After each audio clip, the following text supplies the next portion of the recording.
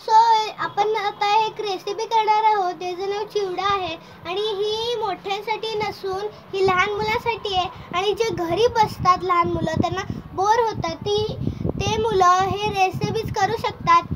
आणि आता आपण एक कढई घेतलेली आहे आणि त्याच्यामध्ये आपण आता थोडे शेंगदाणे टाकणार आहोत.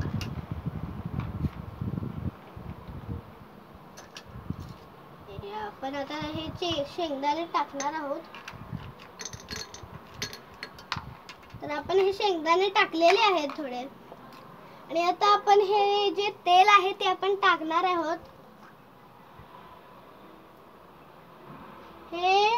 हे सगळं साहित्य तुम्हाला दिसत आहे ते खोटं नसून खरं आहे.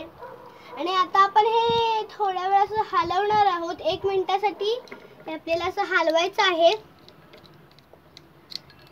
खरं तर मी हलवते, पण तुम्ही 1 मिनिटासाठी हलवा.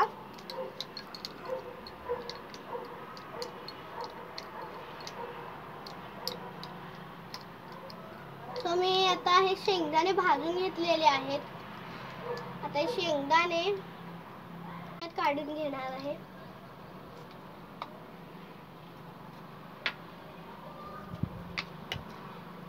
याच्यात मी शेंगदाणे काढून घेणार आहे.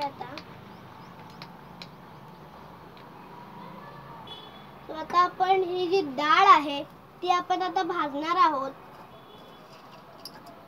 म्हणजे डाळ जरा कमीच घ्या.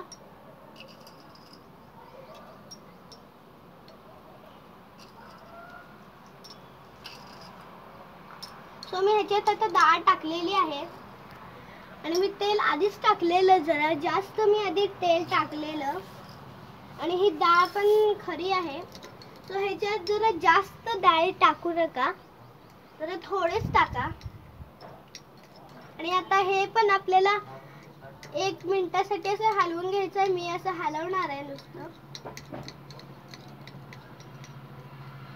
सो हे तुम्ही बघू शकता, हे डाळी असे होतात, ह्याच्यामध्ये असे ओले होऊन असे होतात.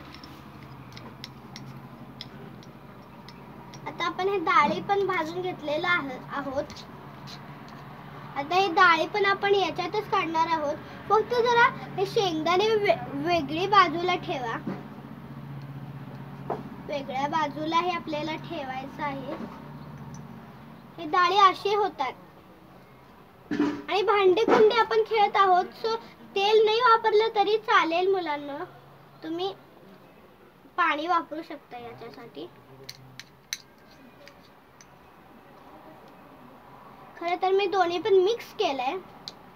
मी याच्यात तेल टाकलंय आणि तेलीमध्ये पाणी टाकलंय.